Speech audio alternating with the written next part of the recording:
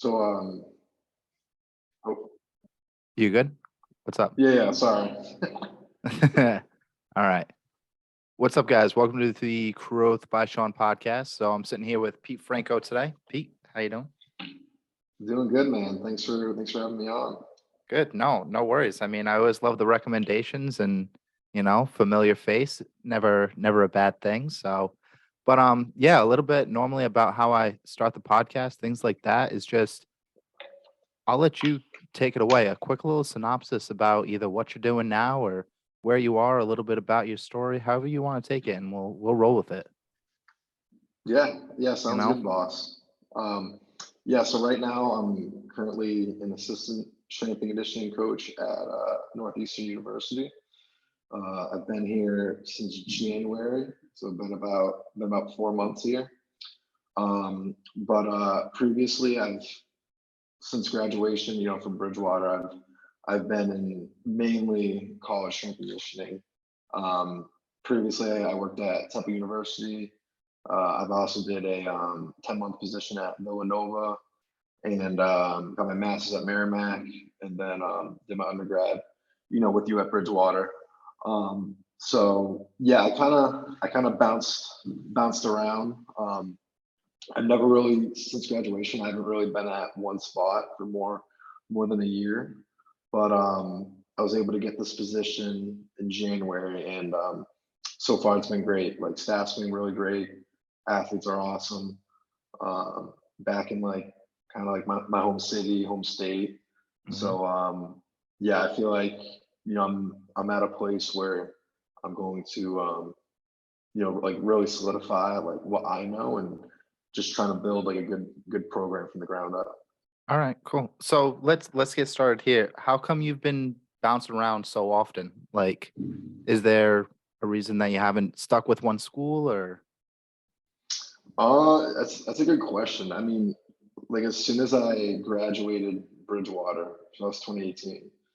I went to Merrimack. That was um, a year long grad program. So that's 1 year contract position. Mhm. As soon as after that, I was at Villanova, and that was a 10-month position. So again, I had kind of like a start date and then a end date. And then as soon as that ended is when COVID happened, Mhm. and basically there was like a hiring freeze at a bunch of colleges. So, like, no one was hiring once I was like ready to go. So once that happened, in September of 2020, I started working at this private facility in Pennsylvania, kind of still in like the Philly area. Mhm. And I did that for about 8 months, and like it was the only job I could get. And I knew I wanted to um, be in college. And the thing with getting like a college position is like it's hard to get it if you're out of it. So I was at this private facility, just training high school kids, Gen Pop, and I was applying to all these job schools, and like no one was really hearing back. So I ended up going back to Villanova for the summer, working with football, completely unpaid, because like I had a good relationship with the staff there, and I was able to like apply to places from like Villanova and say like, oh, I'm currently at Villanova, Mm. and like my mentor there can like reach out versus like not being there. Mhm. So I kind of like took a risk on that, and then got a job at Temple University, and it was good, man. So I was there for about a year. So I got there July 2021, and then until August. Um, and it was great, man. Like, I loved working there, but certain things like weren't working out. Like, the area Temple's in like isn't the best. Mhm. So I decided to move back here. I actually got back out of college. I ended up being a personal trainer at Equinox in the Seaport for Mhm. about like 6 months. Yep. And basically, I just did that to kind of like come back home, be a little closer to like friends and family. And then this job popped up, and then applied to it. went through all the processes, and things worked out, man. So I've kind of bounced around, um, out of just pure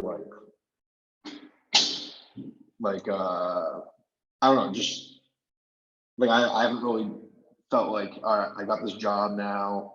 I'm gonna, dig my roots in and kind of build from there. I haven't Mm. had that until like now. Yeah. So yeah, man, like the idea of that, having that at like other places, it just like I wasn't ready. Like I felt like, just wasn't in the best environment until now. So kind of, the circumstances of like this field, but also like my personalities, kind Yeah. of kind of why I've bounced around until now. Yeah, well, I mean, it gives you a bunch of different experiences too, which I definitely think it helps and helps you grow and figure out what you like, what you don't like, things like that. So, I mean, I'm guessing that it's probably a better thing that you did it that way than perhaps getting right out of doing a master's and going right to Northeastern and being like, "Oh yeah, this is it." And then, you're just like, "All right, I figured it out and that's it." But so how much Yeah. of an impact uh was it for you when you had to go back to Villanova and do that unpaid? Like what kind of thought process were you having when you had to go and take an unpaid position as opposed to, hey, you know what, I feel like I'm good enough to go and actually do this and get paid for it? What was the thought process for you going back there? Yeah, I mean, dude, like looking back at it, like I was like a completely different person than I am now. Because like even then, I still wasn't like like I still was young. Like I still hadn't had like hold on, give me one sec. That's okay.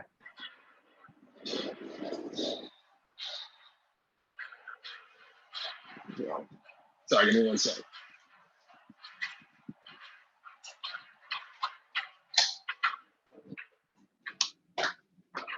Sorry about that. Some dude was rolling like a trash can. No, that's all right.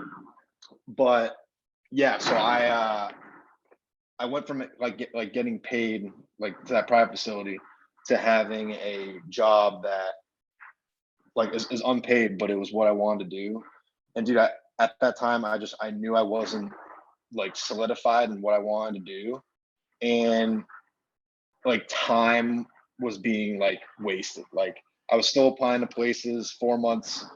All right, I still haven't heard from anyone. 5 months, so it's trickling down. So at that time, I basically was like, I need to make a decision. I need to go all in, or it's gonna pass me by. It's gonna be hard for me to get back in, because Mm, that's just how like college athletics is. Like if you're not in it, it's hard to get back in. mm, Um, so I literally it was I didn't have a choice. I was like, no, I'm doing this. I'm going all in, and it finally paid off. I know it took about like, 3 years, but um, yeah, man, it like looking back, I just didn't have any other choice. I was okay. like I don't care about the money right now. I need to do Yeah. this, not even for my career, but like for myself. Okay. So yeah, man, it's just I just had to do it. I had to make a change. All right. So when you say that you have to kind of be in, all right, to get in, how did you first get into like what kind of connections did you have to go and make in order to get into the um the industry itself? Yeah. So I was lucky because my older brother was already in it. Um, he like did a bunch of internships. The first internship I got into was at Holy Cross, and that's in Worcester where I grew up. And it basically just starts from there. So like you do your internship at Holy Cross, you get in as like, all right, I'm an exercise science student. I play football at a D3 school, and I want to train athletes. And it's basically just reaching out to a coach like that, and that's what I did. Kind of like through my brother, so it was a little easier. I kind of had previous exposure to it, Mhm. and then from there, it's just doing a good job at the university or the internship I'm at, and then just building from there. Because every internship is like a semester long or whatever. But the like a full-time coach at one school, like they're always going to know someone at another school. So the when I did an internship at Holy Cross, uh, the coach there knew the director at of strength and conditioning at Merrimack. The guy at Merrimack used to intern for the guy at Holy Cross way back in the day, and that's kind of how I got that connection. And like Merrimack had a program, strength and conditioning, 1 month or 1 year, and that's kind of how I got in. Like I just did one job and then kind of like built it from there. But yeah, it's one of those things that at every school, one coach is going to know another coach, and then it just builds from there. All right. So what would you have done if you didn't have your brother to get you in? Do you think the process would have been the same? Or do you think you would have been able to get into Holy Cross? What kind of happens when you don't have that initial connection? Dude, honestly, I have no idea Okay. what I'd be doing if my older brother wasn't if I didn't have that exposure. Because Mhm. dude, it was weird. Like when I was in college, like I didn't really think about the future that much. Like I didn't really think about, oh, what am I gonna do? Mhm. I was lucky that I had an older brother who like I looked up to and did a job that I thought for sure, like, oh, like that'd be sick doing. Mhm. But honestly, dude, I don't know. I don't know what avenue I would have picked. I Okay. probably would have still did something in sports because like that's the only thing I could have kept doing. But Mhm. um, I don't know. I know for sure I probably wouldn't be in strength and conditioning if it wasn't for Okay. that. So when you say that when you oversaw your older brother and you had certain expectations for what strength and conditioning coach does. Does the job itself meet those past expectations, or is it something completely different that was more unexpected about what you thought the job would look like maybe 10 years ago? Honestly, dude, both. Like what I expected was I really like my first overall desire was I wanted to be a coach. Like I wanted to be a role model, a mentor for athletes. So that was like the first like check that like got me into the door. And especially like with football and strength conditioning, some of the most fun I've ever had with strength conditioning like on the job has been with like football groups, like especially like at Villanova, Merrimack, because there's just so much energy. The whole sport of footballs revolved around like weightlifting, Olympic lifting, like it's evolved around it. So you get that culture of football within the weight room, Mhm. and you're a coach, and your sole purpose is to make them bigger, faster, stronger, and better at their sport. So that's like what got me into the door. Like I wanted to be a football player and still be around that atmosphere. And then once I started to dive more into it, I started to learn more about the actual like training philosophies.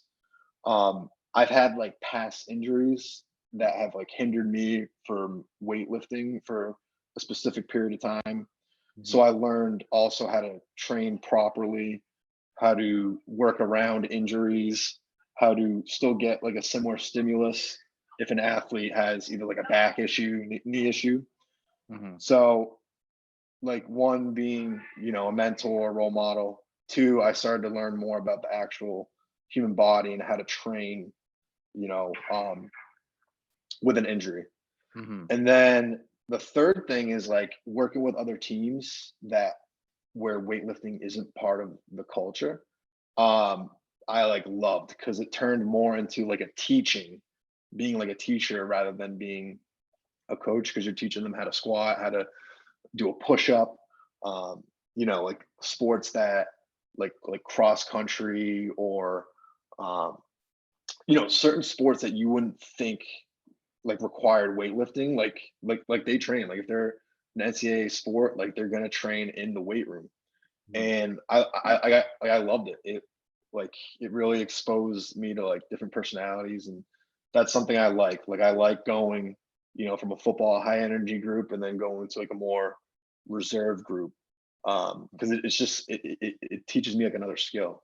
Yeah. Um, and then so yeah, just different personalities, and then also working with female teams in the weight room. Like I've had some of the most fun as a strength coach working with like female teams, just because of like just the different energy and um different perspective they bring to the weight room. Like it's awesome having you know seeing your female athletes get stronger and how it changes like their personality in the weight room as well. So yeah, it was just a combination of like I expected to be like a mentor and a coach, and then I started to learn more about the actual like human body and Hmm. just different ways of to coach different populations. What about just like the basic day to day? Did that what did you expect going into it? Like on a how many hours per day am I going to work? When am I going to have time for myself? And what is it actually like? Yeah, so the day to day, um, more one thing I've learned more recently is like talking to sport coaches and having meetings with them. That's something I didn't know going in, like the amount of Mhm. like dialogue you have with a sport coach, and just like being able to have a conversation with them, discuss certain things, things they agree with, disagree with, and like trying to just manage that relationship and meet them halfway on things. That's something that's like a newer skill that I've learned in the past like Mm, year and a half. okay. So just talking to sport coaches and almost like you're talking to an athlete, like, oh, why are we doing this movement? You got to kind of like sell them on that. Same thing with a coach. I want to do this because of this. So just knowing the why behind everything you do and being able to communicate it.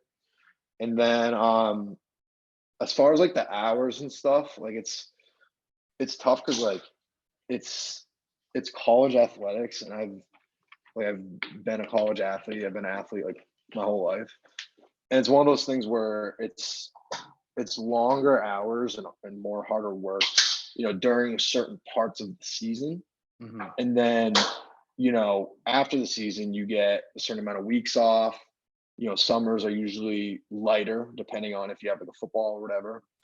So it's as long as you're able to like just manage that and like say if you have a few months in the preseason where it's more work, more hours, it usually balances out of the course of a whole year. Does that Okay. does that make sense? Yeah, yeah, yeah. Yeah. Um, which is something that I kind of for my personality, I like being kind of submerged, given part of the year into my work, and then spring break we get like 5 days off, boom, you can go fly somewhere or do whatever. Hmm. Um, uh, what's the word? Recharge you need. So it's almost like you're still an athlete in that Hmm. regard. Okay. Um, I want to go back to a point that you were making and unwrap it a little bit about working around injuries. What have you found are some of the key factors that go into working around an injury and how to continue progressing without setting an injury back even further? Yeah, definitely. So it depends on like where in the body it is, Hmm. but the biggest thing I like look towards is if the athlete's having pain. So if I have the whole team doing a certain movement and one athlete has pain, I like on the spot switch it up. I try to keep it as similar to the uh, movement as possible. So say if we're doing like a goblet squat and they're having low back pain, I immediately turn it into a goblet split squat or like a lateral lunge. I try to still keep it like lower body, Hmm. and then just switch up either the loading or the emphasis of the foot. So instead of goblet squat, which is bilateral squat, turn it into a split squat. So it's more, it's not bilateral, but it's still like a knee dominant exercise. So that's something that, you know, I've learned to like deal with like on the fly. Um, so yeah, just pain. And then also once an athlete is like rehabbing, so that's just like pain on a given day. But if an athlete is having you know, like an ACL, like coming back from an ACL, you know, that's where I communicate with the athletic trainers and basically just talk about like, all right, what can I do with the athlete? What can't I do? And usually if an athlete like that like finally gets cleared to do uh, you know, to go full into everything, I'm not like I won't throw them into exactly what everyone else is doing. I'll still give them kind of like a build up. So Hmm. um starting like have them do similar movements, just more like low intensity for like long duration, whether it's like jumps, Hmm. if they have an ankle injury, extensive hops for um that's not in high force, but they get more like reps of like landing and whatever. And then just build them up on that. So taking into account a pain, um, switching up the variation so they don't have pain, and then like once they're rehabbing, just starting at a low intensity and then just building, just getting Okay. them stronger each week and being, you know, conservative with the progression on that. Okay. Now, what are some of like the rules and regulations when it comes down to hanging out with an athlete like outside of the weight room? Is that something that's allowed, not allowed? Like what happens there? Yeah, I mean that's something that is I'd say it's frowned upon. Mhm. I know every school has a different uh, like policy on that, but yeah, usually we try to keep it very professional. Um, you know, like at the end of the day, like we're their coach, and Mhm. like that's our job. So there's certain boundaries you gotta um, instill. It was harder for me to do when I was younger, like when I was like a GA, because Mhm. I was 22 years old as, you know, graduate assistant coach, and some of the athletes I coached were older than me, and it's like it's kind of tough to manage that, but you learn it. Like as long as you know, as long as you're respectful, you know, don't do anything stupid. Um, like it's like athletes know like you're their age, so they try to, you know, let you like bring their guard down, and it's just being able to just manage that. Like, all right, hey, like I know I'm young, I know I'm your age, I know we have mutual friends, but you know when we're in here, like I'm your coach. You know, there's certain boundaries you gotta set, and then so yeah, it was harder for me to do when I was younger, but I mean I'm 26 now, and most of these athletes are 20, so it's like Mhm. when am I gonna see them? Yeah. Um, but yeah, I mean it's fine. It's just a skill you learn how to do, and there's ways to, you know, be professional but still connect with them and, you know, be a good person around them. So how did you get over some of those initial humps where you were a little bit younger and you're coaching athletes that are older than you and they might not have seen you as that authority type figure? How do you start to approach that with a lot of them? Um, I don't know. I like, believe it or not, like a lot of them didn't don't like when I was that age. Like when you're given like a, oh, like you're a coach, like most athletes they'll think you're older like right off the bat, you know. Hmm. So it was easy for me to establish that. But if there were some athletes that were trying to get um you know, closer, I'd either like, you know, like change the conversation, or just I'd change my demeanor, or if Mm. I was coaching, and I could hear them talking about a conversation about what they were doing the night before. I kind of just, I try to like tailor it. It's hard to put it in like words, but I just try to keep, you know, us like, all right, let's all focus on lift now. Like, I don't know, like there are phrases and stuff that I use to kind of get them on track.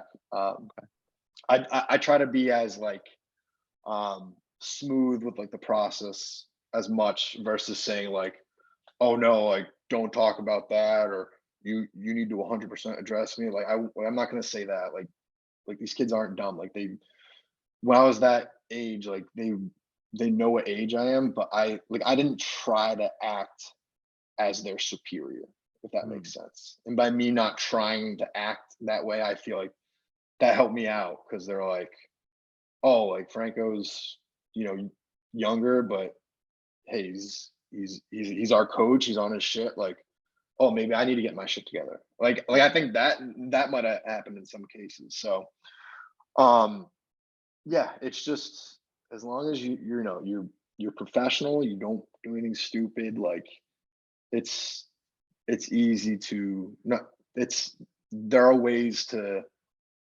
like smoothen that gap so it doesn't get too un it doesn't get unprofessional.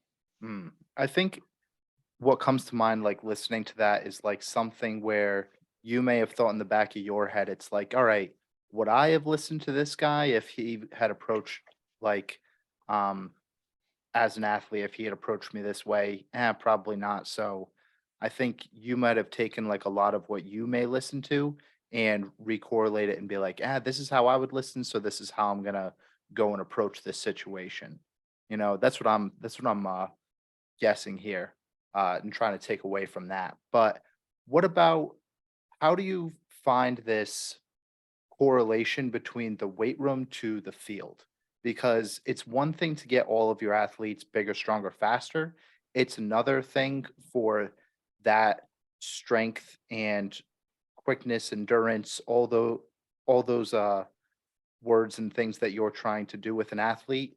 How do you get it to correlate on the field and not just have them uh, only get bigger and stronger?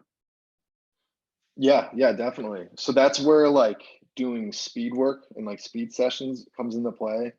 Um, like from a from a huge like a global view, like I would consider so my job's strength conditioning, but when it comes to like weightlifting and like speed's just as important, if not more important than the actual weight room, because especially with field sports, like the law of specificity, like your body's going to adapt to the stresses put on it. So with me as a coach, if I don't have them sprint or do any change of direction and they get on the field, like they're more likely going to get injured from that law, right off the bat. So I need to make sure that in my sessions I'm doing um, stuff that they're going to be doing on the field because um being bigger, stronger isn't going to like mean as much as if your opponent's still beating you to um whatever the ball in soccer. So Hmm. that's just as important because like most of sport is played in that speed category. So I make sure we do that, and then when it comes to speed stuff, um I try to always emphasize like, hey, this is for us to get faster. um it's easy for them to relate that to their sport because they cut, they do shuffles in most field sports. And then when it comes to the weight room, especially with like med ball throws or whatever, I say, all right, like we're doing this to get your your pitch faster if you're a pitcher, to get to be able to swing more with more force if you're batting. In field hockey, if you're um, every time they shoot, it's a rotational power um, shot with their stick. So we make sure, like, all right, we're doing med ball throws. Make sure, just like how you're shooting at the goal, like think max force on this. So I try to relate that to more like what their sport is.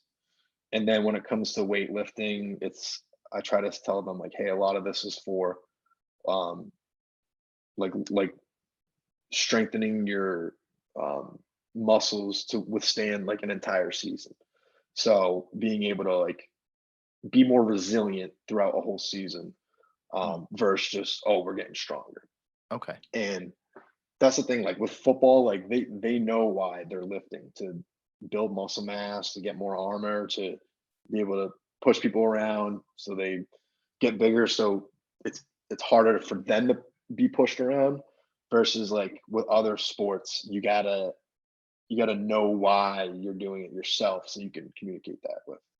Okay. Here's where I want to go with the next couple set of questions here. Without your job, okay? Like take your job away from you. Not that you lose it or anything, but without describing yourself as I am a strength and conditioning coach, who are you? um I'd say I'm a thinker. I think a lot about certain things, and um, Like what? I don't know. You I'd don't know? You just consider told me you were a thinker. well. Think about it. um, I don't know. I'm just someone who always wants to do things that like make me better, make me learn more, improve my Okay. body or improve my mind. I like learning, and then yeah, just I try to be like deliberate with everything I do. So everything I Okay. do, is it getting me better? Is it improving myself? That that's something I've looked a lot into recently. Okay. Just constant improvement and learning. Because it's one of those things like this might sound weird, but I get bored real easily. Mhm. So yeah, just trying to like fill those gaps where my boredom sets in, like Okay. whether that's I don't know, learn how to play an instrument or whatever. I don't know, I just try to keep my mind on things that matter. Okay. Do you think that right now you are the best version of yourself? Ooh, like throughout my whole life, No, right now in this moment while we're just talking. like, am I the best version now, like versus like what I like my whole life, You can or interpret like this right now? question however you want. All right. But Um, I'm asking you, are you the best version of yourself right now? no, Why? I'm getting there. No, why?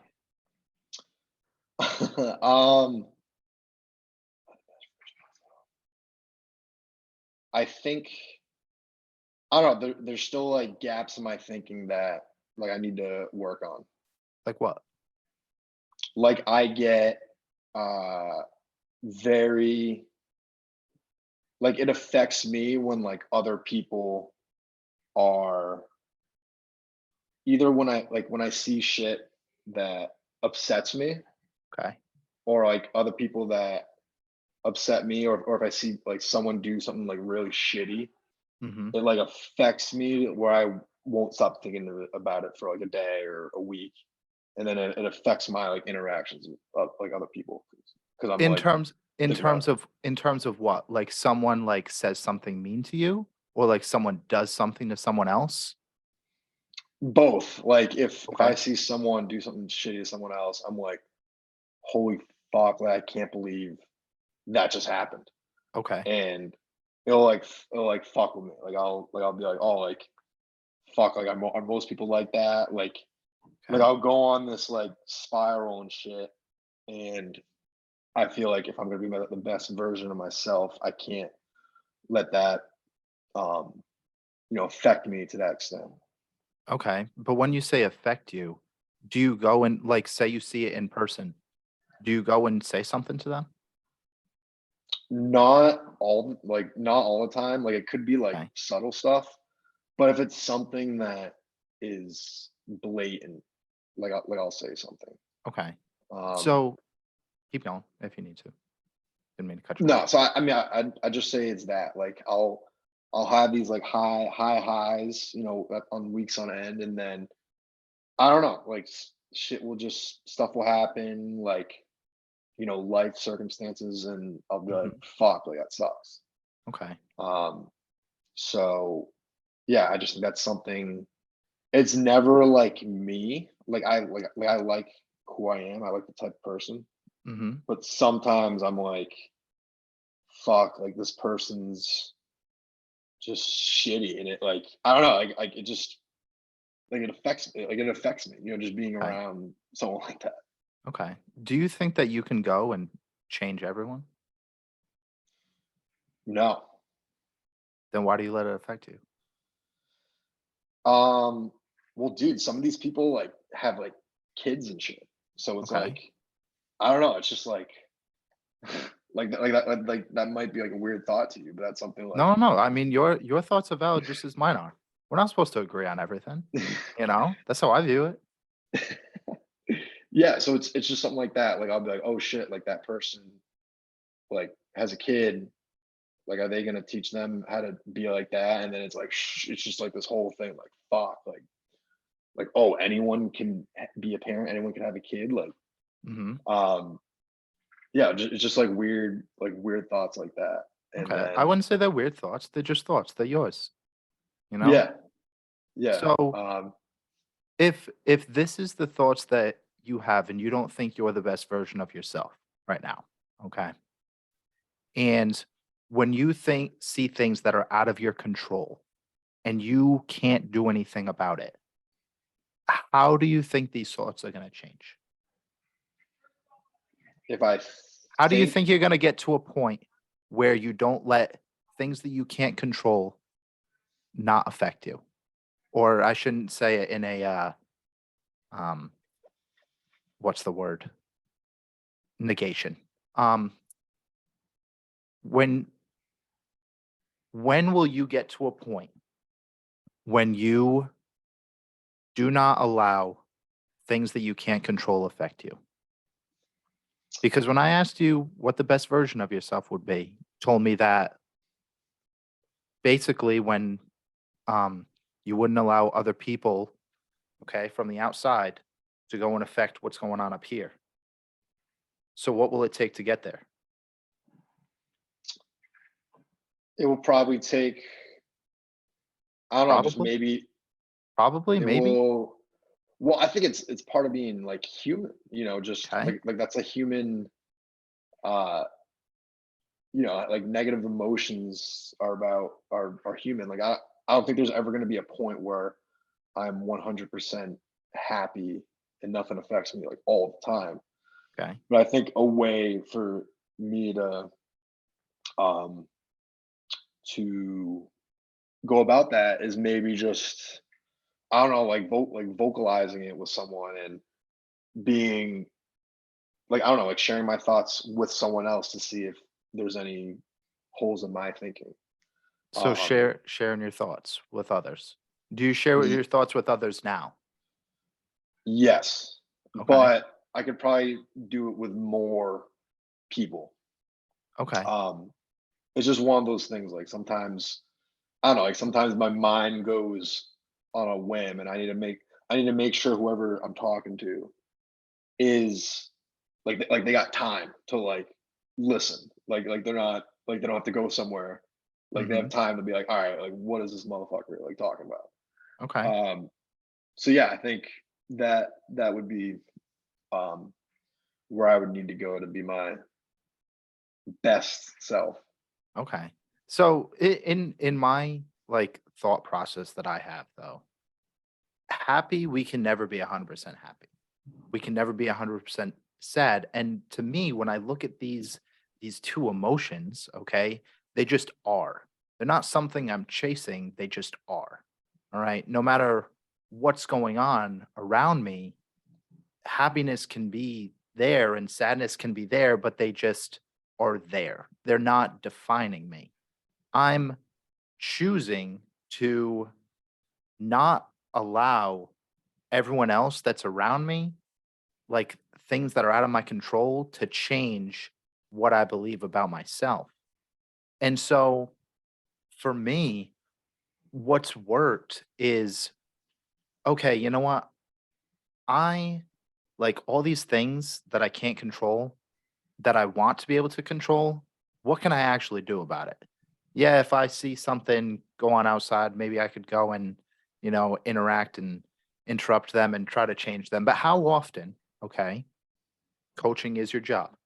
How often you just tell an athlete to do something and they just do it? Like not in terms of like, oh, I'm your coach and I want you to go and squat, but I want you to work harder, you know?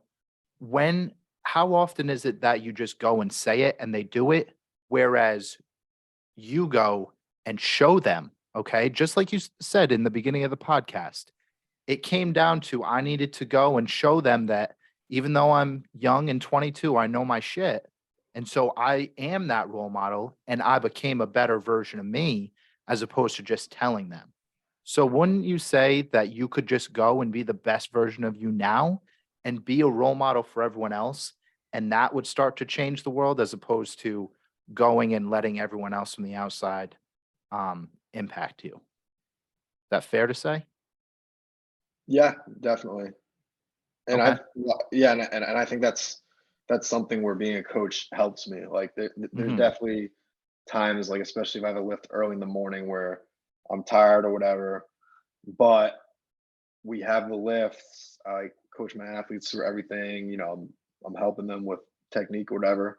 And then at the end of the lift, I'm so happy because I felt like I helped them, and they're in a better mood, and it's like maybe just doing that more um, in like other areas of life.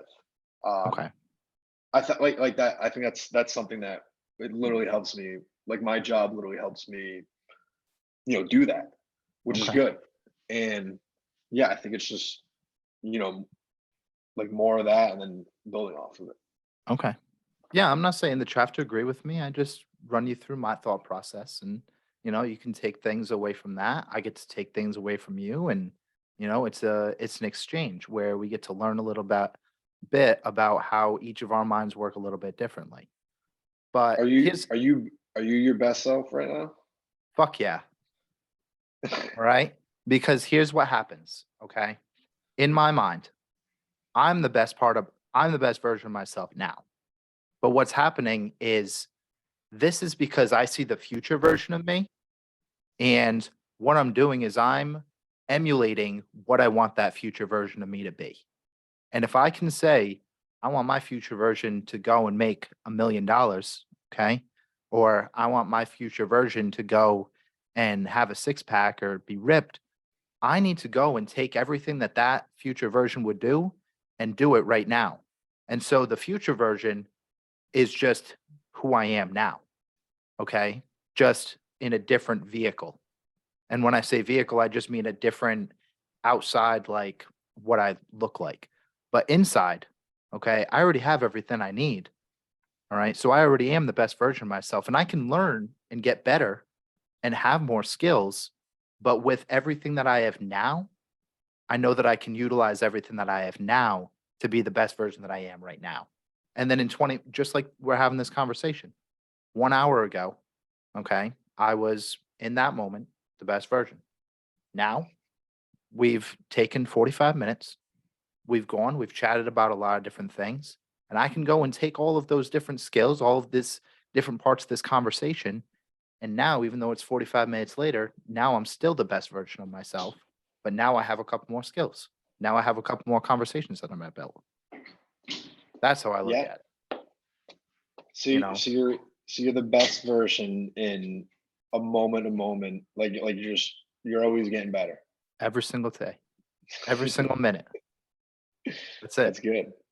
That's good. And it's almost like you're right now you're a past version of what that millionaire version of you is going to be. So it's like you're just looking back at, all right, what did I do to get this million? And you're on that timeline essentially. So, what I have learned is that when you look back, you pull the past forward.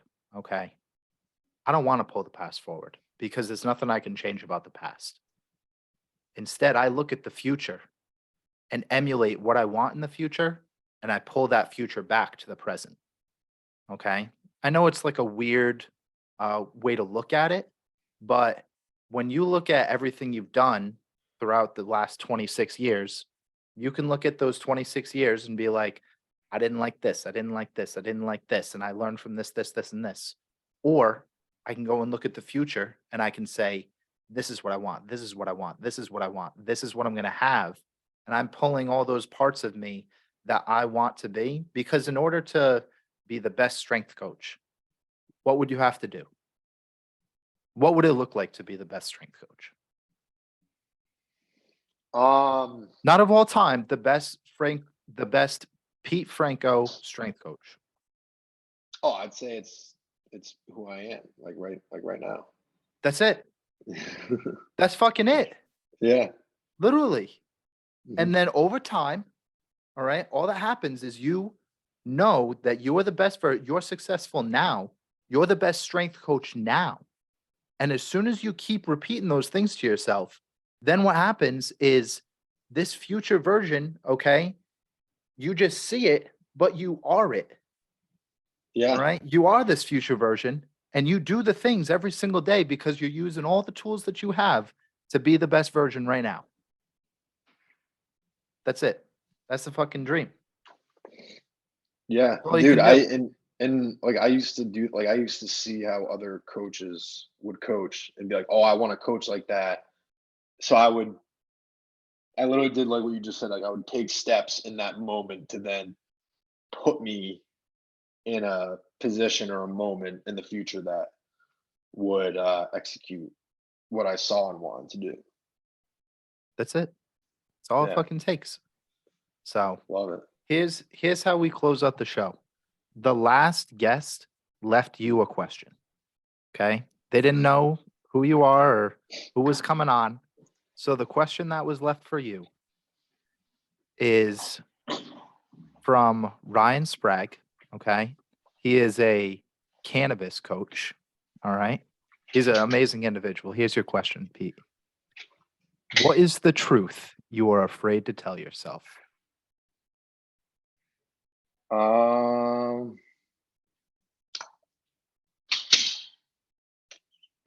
the truth that I am afraid to tell myself. Um, I didn't say it'd be easy. tell myself. Oh, that you like you can't always be um I think the truth that's hard for me is that I can't always be positive. Like I can't always be um good for other people. Like I can't always be the most happiest person in a room or conversation. That sometimes I just gotta be comfortable with not being like the happiest or the most outgoing in a room or conversation. In terms of how you view yourself or in terms of how everyone else views you? How I view myself. Why can't you be the most positive, happy individual in every single conversation? Because you can't always do that. Like sometimes you're, in a mood where all right, I can't always be 100% on point, if that makes sense. Like if I'm in like a conversation or if I'm hanging out with a friend I haven't seen in a while and I don't Mhm. like I consider that like a performance and sometimes like I'm just either tired or whatever and I get mad at myself for if they don't have a good time, but it's more like I need to tell myself like, hey, it's okay to not be buttoned up all the time. Who gives a fuck if they have a good time? Yeah, I mean, dude, it's just thoughts in my head, man. Who gives a shit? Yo, fuck what everyone else is feeling. All right. You can go and you can definitely be a light, but you can't control how they're feeling. You know, Yeah, like yeah, this conversation, this, you could have hated it. All right. I don't know. I mean, yeah, do I want you to go and hopefully take something away and have an impact on the rest of your day or something? Yeah, sure. Do I want this conversation to be positive for everyone that listens? Yeah, sure. Can I control it? No. So who gives a fuck? Who gives a shit? You know? yeah, yeah, Sean. This conversation sucked, by the way. Yeah, that's all right. You know, because what I know is that for me, I know that I brought everything that I can in this moment. So just like you were talking about the 100%, all right? For me, I got up a little later than I did. It was than I normally do. And I was like, oh, like you have doubts about the conversation. You go and you kind of get in your head about it a little bit. But even if I wasn't 100%, all right, if I wasn't 100% capacity of like, this is the absolute best that I could do, the best I could give is 75%, but I gave the best 75% that I could, then Nice. that's all that matters is that I Yeah, gave the best 75% that I could. All right. And I yeah, think that's what you're saying. like you gave the most amount you could give at that time. Like your max at a certain time was 75, but you gave them 75. Yeah. And that's Yeah, it. yeah, it's a great way to look at it, man. So I think that if you look at it that way too, all right, I'm not trying to push you on this, but all I'm saying is that if you are like, oh, I want to be happy and positive all the time with every single conversation, every interaction, what do I have to give right now? I got 25% that I can give. All right, I'll give 25%. And that's it. Yeah, That's the bet. I'm giving 100% of the 25%. That's how I look at it. yeah, no, it's If I only good. got 25% to give, then you got 25%. All right. That's it. Yeah, no, You no, know? it's good because yeah, because sometimes there'll be times where like I'll know like I'm hitting that point where oh I don't feel the best I could in this situation. And I have to like ramp myself up to like not give a fuck Yeah. and then go into it versus like just going into it. Like it's like I have to like all right, like ramp myself up and then like I almost have to tell myself like, all right, in this situation, you're not gonna give a Mhm. fuck about what they think because you're doing the best you can, and then I go into it. Yeah. Uh but it's a thing where like in order for me to do that sometimes I literally have to do like I have to ramp myself up and like talk to Okay. myself versus like having that like throughout the whole um day-to-day life. But Pete, you're supposed that's to good. talk to yourself. I'll Pete, do it more. you're the only person that has to spend every fucking day with you. You Yeah, know? That relationship should probably be pretty damn good. yeah, it's not it's ongoing right now, but we're getting better. We are better. We're not getting better. We are better. Yeah, we are better. That's it. You know? All right, Pete. Where Yeah. can how I close out the show, where can we find you, connect with you, all that good stuff? So I'm mostly just on Instagram. It's at Pete_Franco. That's where I spend my like most of my time. And then in my bio there, I'm at me and my brother have our own business. It's Franco Mhm. Bros Training. Um, that's also on Instagram. So you can reach me there. And yeah, those are pretty much the only I'm mostly just on Instagram. Easy As of enough. right now. Word. Thanks, Pete. Yeah. All right. Appreciate you coming on today. All right. Thanks, Sean. You're the man. Thanks for having me, man. I got you, brother. No worries. Take care, guys.